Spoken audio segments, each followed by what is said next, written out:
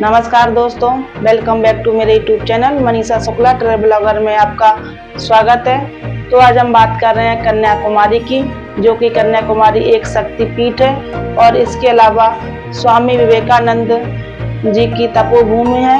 और स्वामी विवेकानंद जी को यहीं पे भारत माता के दर्शन भी हुए थे और स्वामी विवेकानंद के जो जीवन में बदलाव आया था वो इसी जगह कन्याकुमारी से ही आया था। तो मैं आज आपको इसके बारे में बताने वाली हूँ, कन्याकुमारी के बारे में। इससे पहले जिसने भी मेरा चैनल सब्सक्राइब नहीं किया है वो मेरा चैनल सब्सक्राइब कर लें। तो हम बात कर रहे हैं कन्याकुमारी की, जो कि कन्याकुमारी शिव पुराण के हिसाब से जब सती माता भस्म हुई थी तो भगवान शंकर ने उनको गोद में उठाकर पूरे ब्रह्मांड का चक्कर लगा रहे थे और बहुत दुखी थे। तब विष्णु भगवान ने अपने चक्र से माता सती के टुकड़े कर दिए, जिससे शंकर भगवान का क्रोध कम हो जाए। और वही जब माता सती के टुकड़े जहाँ जहाँ पर भारतवर्ष में गिरे हैं वहीं वहीं पर शक्तिपीठ है। तो ऐसा कहा जाता है कि जहाँ भी भारतवर्ष में शक्तिपीठ है वहाँ सती माता के टुकड़े गिरे थे और वहाँ पर हमेशा भोले बाबा और माता पार्वती की कृपा रहती है। तो आप अपने जीवन में जितने भी शक्तिपीठ हैं वहाँ के दर्शन करना चाहिए। उन्हीं शक्तिपीठों में से एक पीठ कन्याकुमारी में भी है। तो ऐसा कहा जाता है कि कन्याकुमारी में माता पार्वती का वास रहता है। काट दूं? तो मैं आपको कन्याकुमारी की कहानी बताने वाली हूँ, जो कि कन्याकुमारी की कहानी इस तरह है कि कन्याकुमारी में माता पार्वती का मंदिर बताया जाता है या माता लक्ष्मी जी का मंदिर बताया जाता है, क्योंकि वहाँ पर माता का जो कन्याकुमारी है उनकी शादी नहीं हुई थी। वो भोले बाबा से शादी करना चाहती थी और भोले बाबा की उन्होंने कठिन तपस्या की। इसके बाद जब शिव भगवान उनसे खुश हुए, शादी करने के लिए तैयार हो गए थे, लेकिन इसी बीच जब देवताओं को पता पड़ा तो उन्होंने भोले बाबा से मना किया, क्योंकि कन्याकुमारी एक बारासुर राक्षस नाम का राक्षस था। उसका वध करने के लिए आई थी और उसको ये आशीर्वाद प्राप्त था कि वो किसी कुंवारी कन्या से ही मरेगा। इसीलिए सब देवी देवता भोले बाबा से प्रार्थना करने लगे कि ये बारासुर का राक्षस को मारने के लिए माता ने जन्म लिया है, तो आप उनसे शादी मत करिए। तो भोले बाबा फिर मान गए। इसके बाद जब बारासुर को पता पड़ा कि वो एक कन्याकुमारी बहुत सुंदर कन्या है, तो वो उनसे विवाह करने के लिए कहने लगा। तो माता कन्याकुमारी ने उससे युद्ध करने के लिए बोला और युद्ध में मार दिया। और वो तब वर्ष के बाद वो भगवान शंकर की साधना में लीन हो गई। इसी वजह से वहाँ का नाम कन्याकुमारी पड़ा।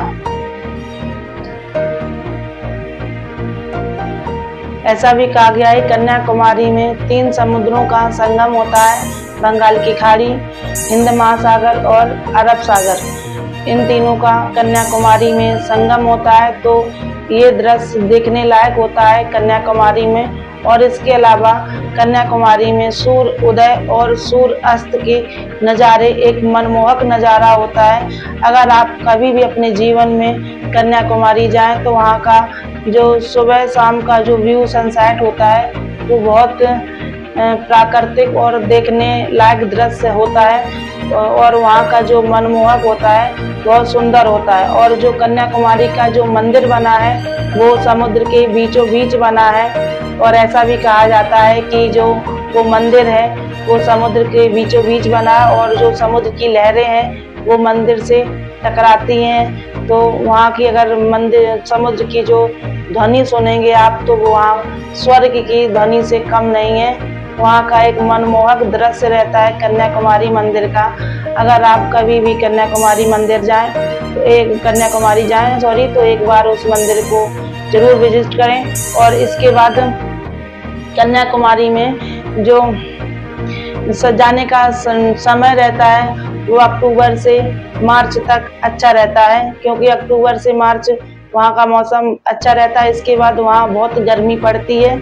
और इसके बाद अगर आप जाएं अक्टूबर के बाद तो वहाँ पर बहुत सर्दी पड़ती है, इसलिए आप अक्टूबर से मार्च के महीने में कभी भी जाएं कन्याकुमारी घूमने, वहाँ का मौसम बहुत अच्छा रहता है। नवंबर से फरवरी तक 21 डिग्री टेम्परेचर रहता है और अप्रैल से जून तक रहता है।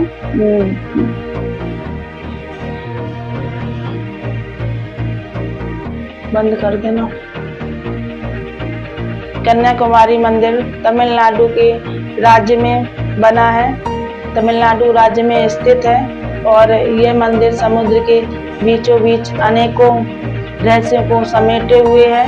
और ऐसा मानना है कि इस मंदिर में अगर आप एक बार जाएंगे तो आपकी सारी मनोकामनाएं स्वयं माता पार्वती पूरी करती हैं, क्योंकि ऐसा मानना है कि कन्याकुमारी मंदिर में स्वयं माता पार्वती और लक्ष्मी जी विराजमान है। तो आप कभी भी जाएं तो एक बार कन्याकुमारी मंदिर जरूर जाएं। और जिसको भी मेरा वीडियो अच्छा लगा हो तो एक लाइक कमेंट जरूर करें और मेरे चैनल को सब्सक्राइब करें। मैं रोज रोज नए नए जो भी पुराने रहस्य हैं या कोई कहानी है मैं अपने वीडियो के माध्यम से बताती हूँ, तो मेरा चैनल सब्सक्राइब करें।